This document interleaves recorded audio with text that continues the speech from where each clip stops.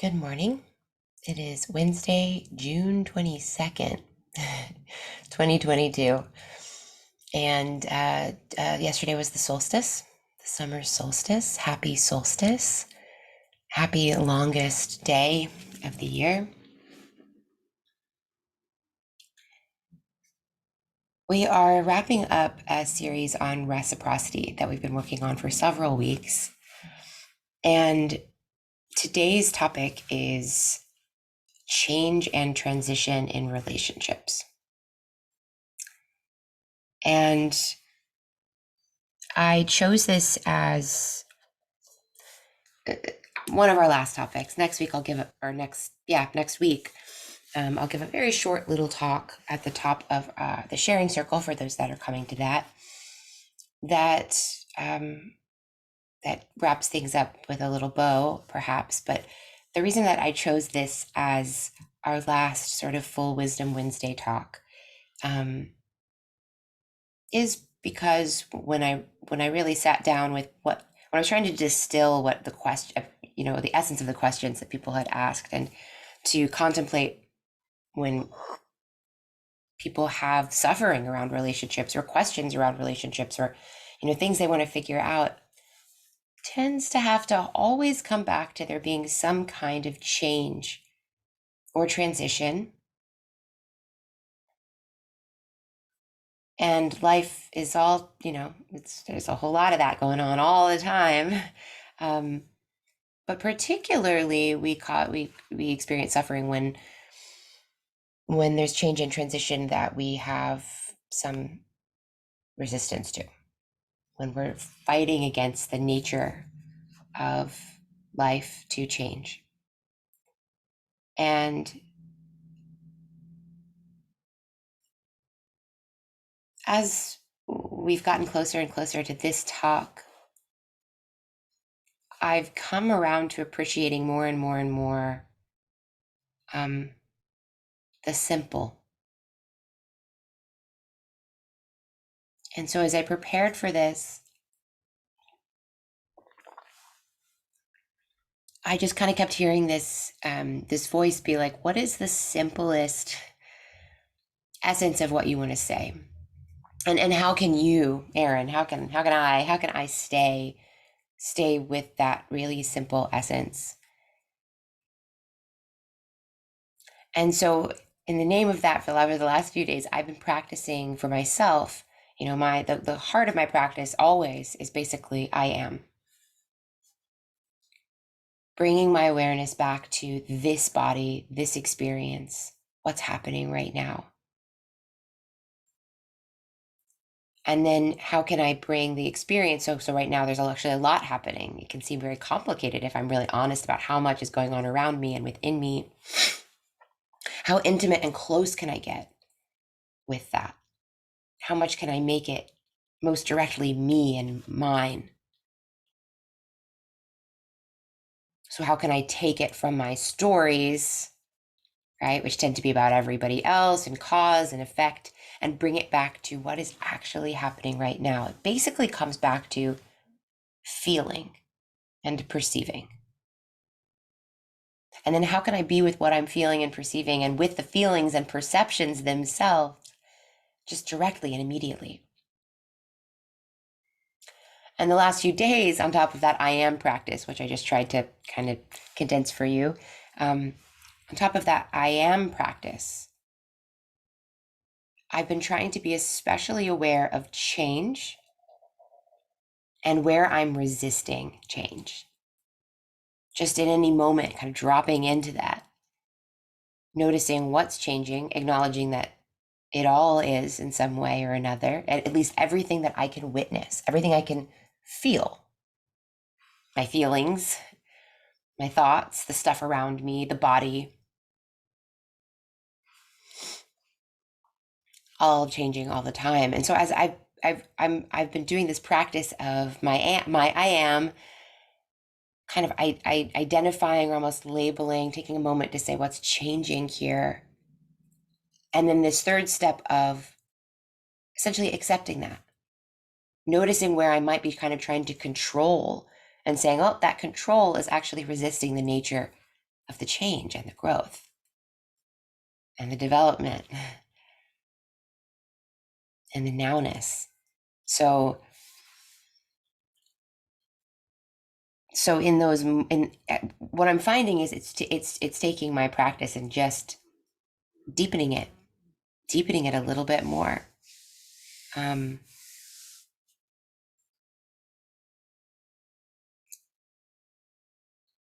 and again, what I'm doing is so simple. It's so simple that a part of me has been wanting to make it more complicated, or wanting to make it more of a thing to do. But what that practice does is it just keeps delivering me back to beyond the doing, before the doing, more original than doing, into this being. And it is allowing me to identify in the moment, or to address what's actually causing me my suffering. What is the root of my suffering all along the way? Which comes down to, in a nutshell, attachment and aversion. Familiar from our Yoga Sutras studies, and really from all these different spiritual teachings that remind us that everything here is what it is. Its nature is its nature, and its nature is by nature good, right? Good, not in any moral sense, but the isness carries with it this kind of validation that is the real goodness. Our morality is just more stories in the mind, right? And so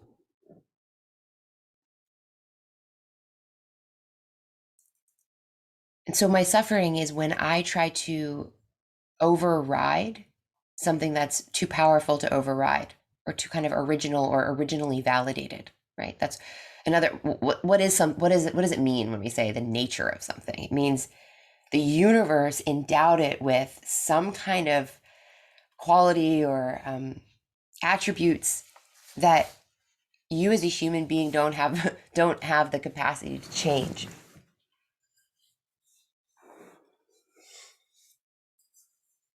And so accepting the nature of all things is how we achieve peace. It's how we go beyond our suffering.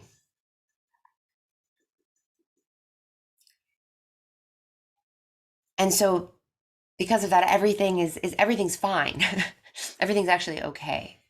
But as we resist that, as we buy into some story otherwise, and then as we try to take on a power that doesn't belong to our humanness, that power to manipulate and change and override the nature of things, we get really frustrated and we wear ourselves out. We're going against our own nature.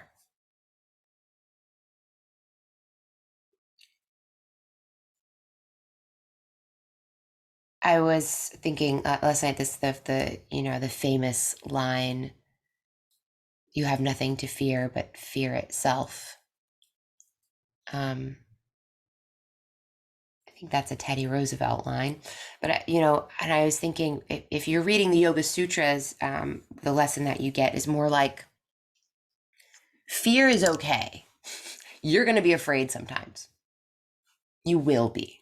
You're not going to avoid that. There will be fear.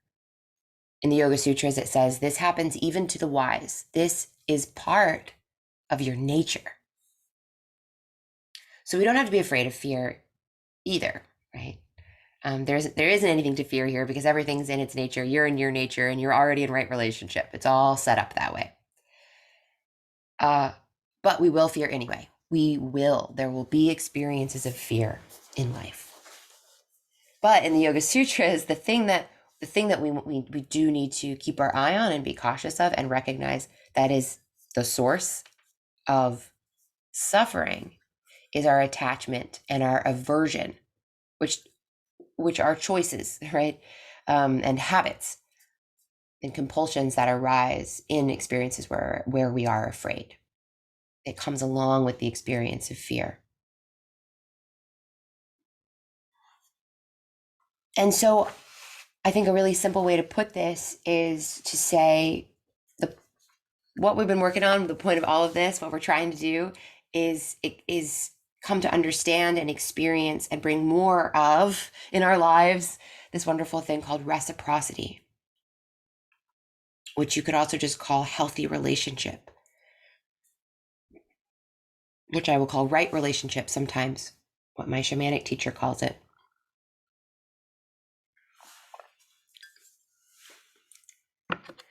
That's what we're working on here. What is that? How do we get back to it?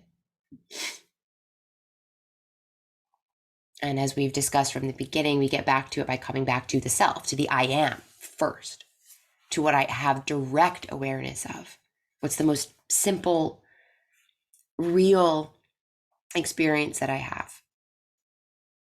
Because as we talked about in the last talk, right, yoga's chitta vritti nirodha, the whole point of yoga is that we have these chitta vritti that start going and then we start to identify with them. Think, oh, I'm these thoughts.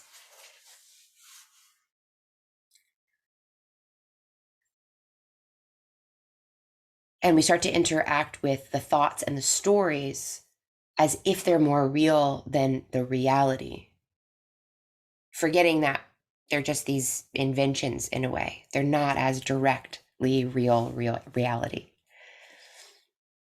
And as we've talked about throughout all of this, I actually can't know another person in that more intimate, direct way that I know myself first.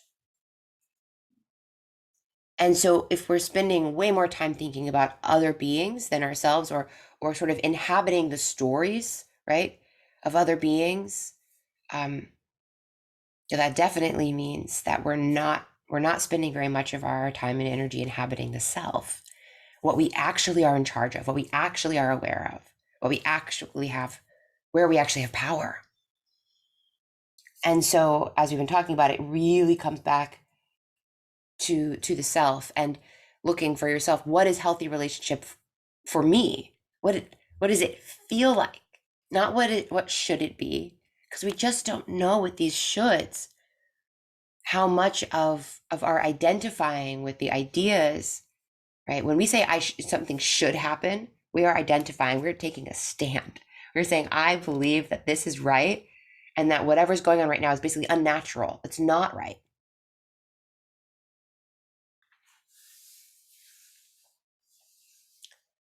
And so how do we get away from the shoulds, which in my life, I've found that the more awareness I have, the more I end up dismantling the shoulds, or they fall away.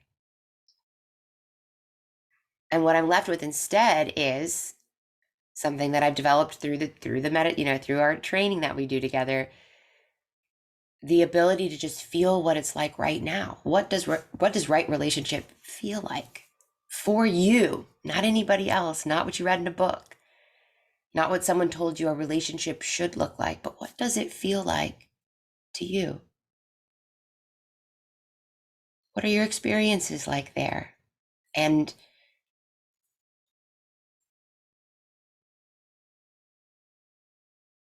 you are all endowed with the ability to kind of track your own experiences and your own awareness on your own. You've been doing it. Now just sort of let yourself lean into whatever works for you in terms of that. Let yourself explore and inquire into what is right relationship. But I do, again, we have to learn to just keep coming back to the main practice, is just keep coming back to the I am.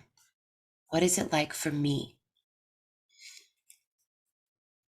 And the more that we do that, the easier and easier and easier it is to let go of what everybody else prescribes for how you should be in a relationship, how you should live your life, how, you know, it lets us care less and less and less about that. And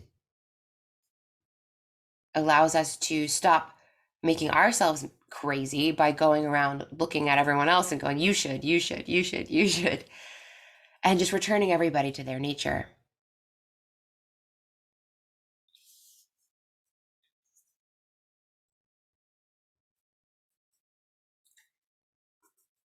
along the way, as we talked about in over this series, we we have to come to discover what are my gifts and limits, what to really allow ourselves. This has been a huge work for me, is really getting the sense that I am valuable. I believe one of the main reasons that I wasn't spending enough time with the I am, with my own experience inside of my own body, mind, heart, being with this being that is the most intimate being for me in this lifetime, that a big reason I wasn't doing that was because I didn't really believe I was worth my own awareness, time, and energy, or that whatever value I had, I would earn along the way by taking care of everybody else's needs, by following along with their rules or their shoulds, by conforming myself to somebody else's idea of what my nature should be. I would eventually earn that validation and value and sense of worth. It never happened. I got further and further away. When I was young, it was innate. I am valuable, and my own being deserves that time and attention from myself and others. That deservedness got eroded over time living in this particular society, being in the particular form that I'm in. It eroded in certain ways, and I got trained in certain ways. And then all this work we do together of meditation and spiritual practice and inquiry and community in the way that we do has helped me get out of those kinds of, you can see my body kind of doing these like twisted, unnatural forms, and to find itself falling back into whatever it actually is, and feeling like that innately right now, without having to try or earn, without there being a finish line over there where I will be valuable then. Already that I amness is something worthwhile.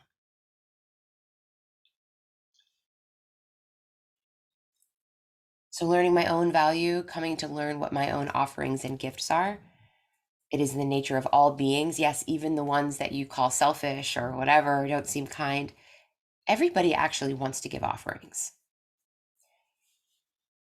Sometimes the selfish, unkind people, their offerings can be things that we don't necessarily want, but everyone has this sense, I want to give my offering. I have an offering to give. Learning what that is and learning how to value that. And then, of course, learning what our boundaries are. What, both meaning where do I end and you begin, but also meaning what are my limitations?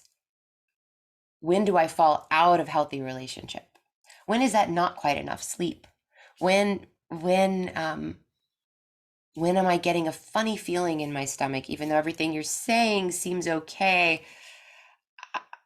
When do I just pick up on something being out of right relationship, not being right? These are all things that, as we discussed throughout this series, no one else can give you. Only that practice of I am can give you that. Only that self-awareness can tell you about your real value, gifts, boundaries, and limitations, because they're different than other people's, right? Somebody else might say, oh, you have to get 8 hours of sleep every night. But actually, tests have proven some people do just fine on 6. A kind of simple example, but that's just true with everything. This is your being to inhabit, to check out, um, to honor, to know, and then to speak from authority about, or to move with authority about, knowing that you're entrusted to take care of this guy right here. um,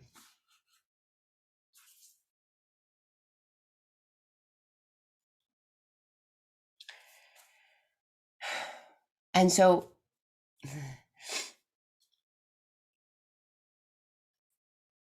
learning what right relationship feels like for you, feels like in the moment. also means observing for ourselves, what does not right relationship feel like? And I'm going to basically split not right relationship into two sides of a spectrum, two categories: aversion and attachment, right? Like I said before. And so if in the middle we have right relationship, what we might call interdependence, it's honest.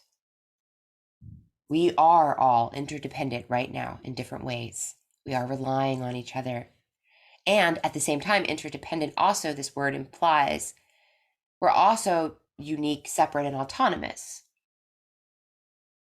And so there's this symbiosis that can happen in interdependence because of that. And then on the aversion side, we might call independence. And that's something that's celebrated. We're about to celebrate Independence Day, and I'm all for freedom. I'm all for a lot of what that means, but independence literally basically means separate, right? It basically means I'm over here, right?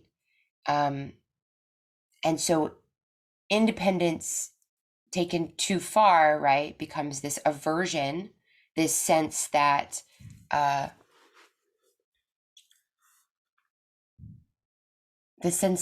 over here, and if I just keep you over there, right? If I just keep myself kind of separated from the whole, or from anything in the whole that I don't want to be near, that I can protect myself, that I can start to control, right, the nature of things in that way.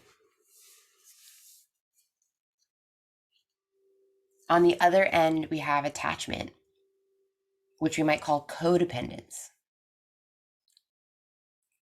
And that is believing that we're more intertwined than we are.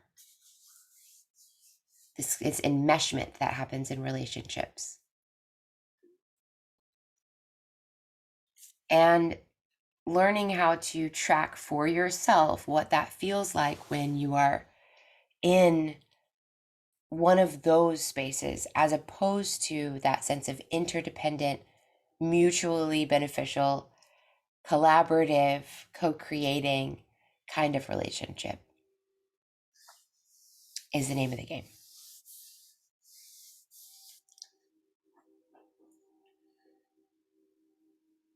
Like I said at the very beginning, our suffering comes not from any of the challenges that arise, because challenges are part of the nature. Our suffering does not arise from things changing and evolving. That's in the nature of things. Our suffering does not come from our awareness, even though sometimes it might feel that way. It might feel like we want to shut our eyes, right? That's avoidant. That's this kind of avoidance, right? The suffering comes from the attachment and the aversion. It comes from, and then the subsequent attempts to control what we will not be able to change and control.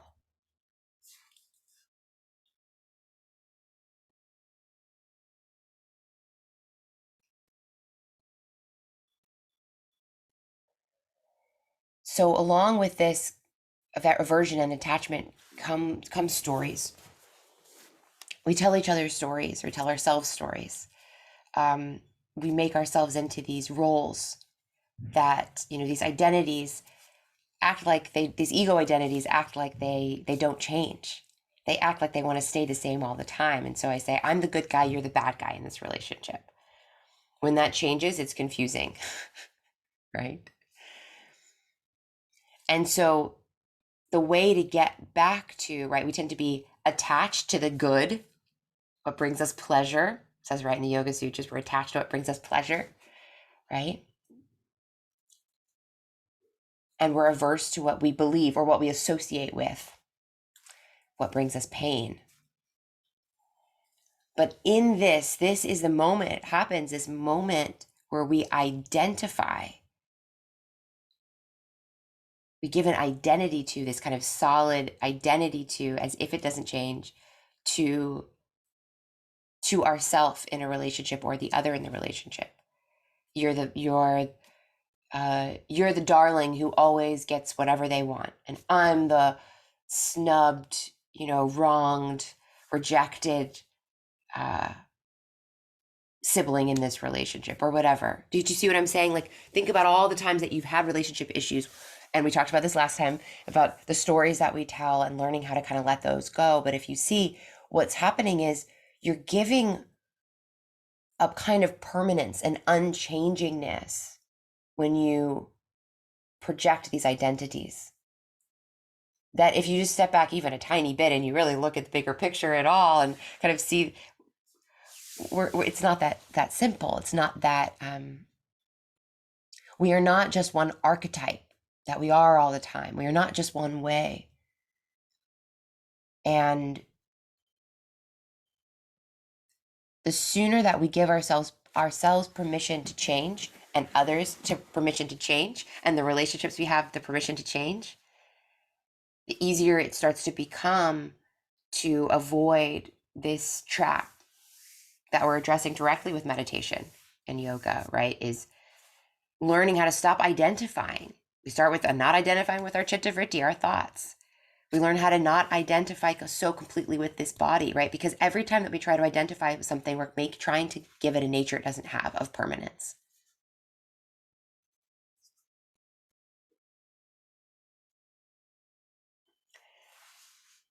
In relationships, we'll get stuck in a relationship with another human being. I'm projecting onto you. I'm trying to identify kind of on your behalf. I'm trying to like give you identities. I'm giving myself identities.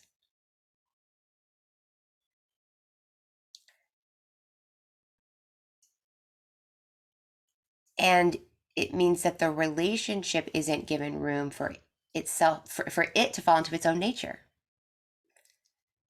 For the right reciprocity to just naturally develop, that's what it does when it's left to do so.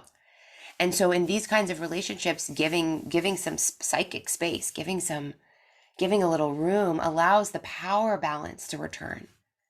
It allows your power to return to you, my power to return to me, and suddenly the power of the relationship can also find its way.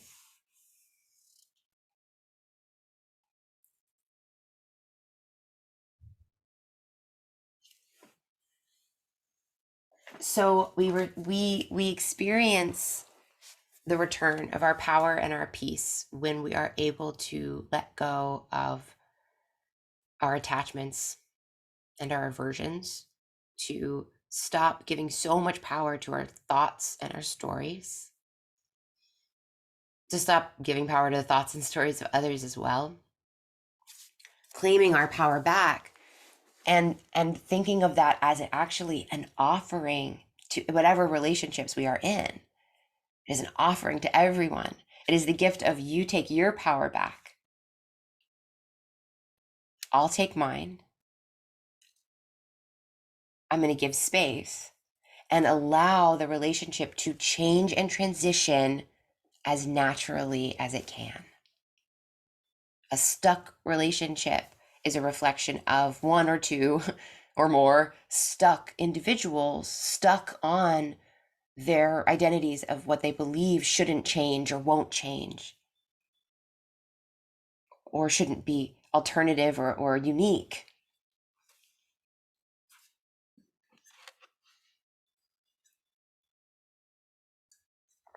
And as I was thinking about this idea of giving ourselves our own power back as basically kind of the first move. I mean, the first move is I am awareness, right? But that right there is a giving of power back to the self.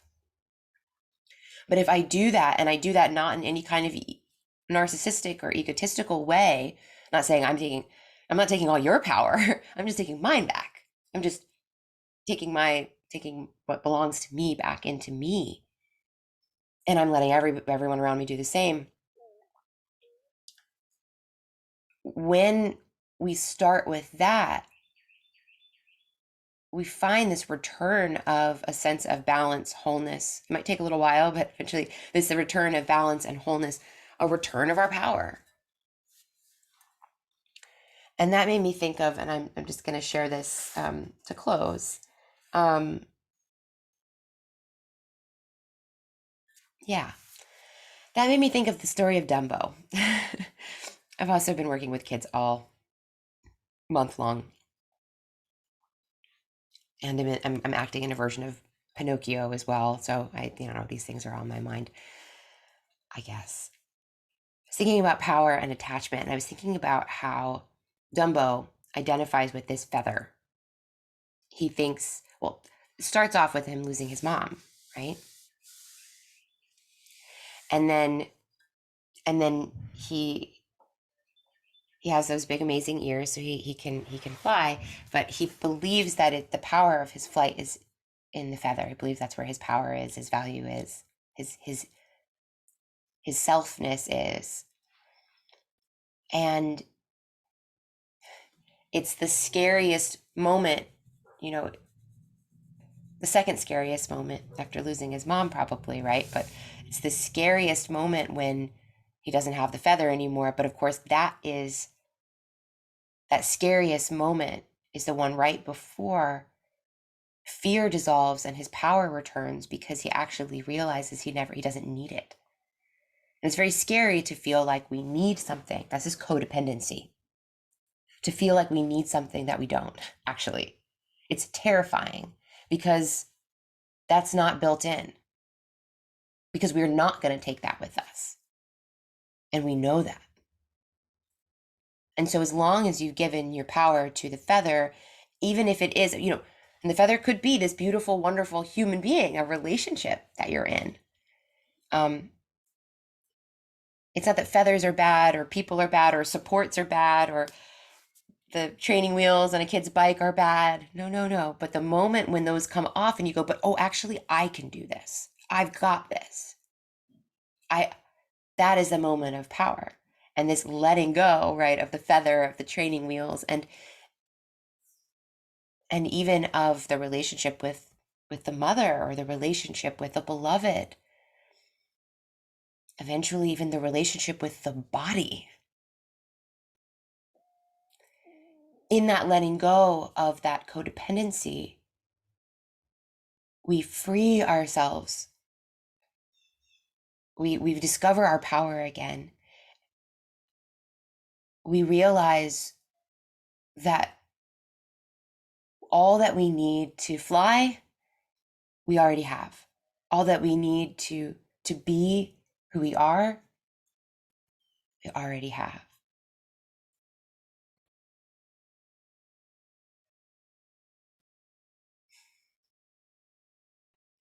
And there will be losses, great ones. We will lose what feels most precious to us at some point, whatever that most precious thing is to you, in some way. In other words, everything is change. In other words, everything is transitioning and going to transition.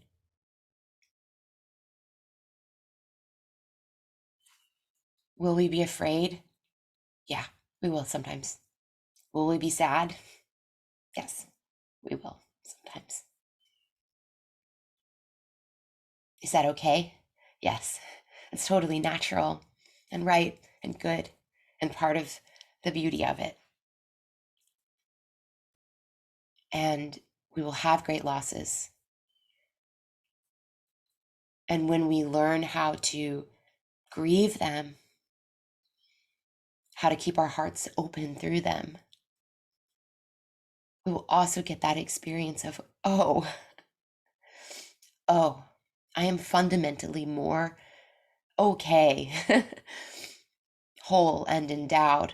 I'm fine, even though there is all this loss and transition along the way.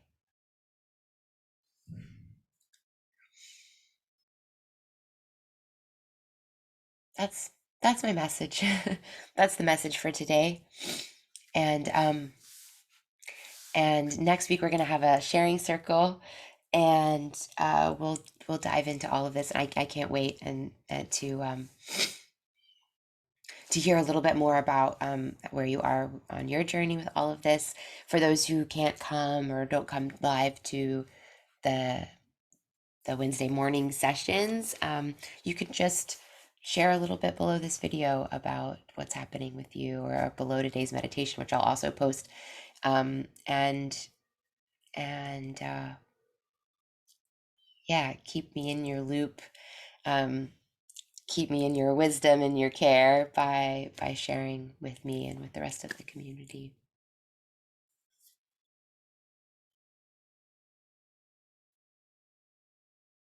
Thank you.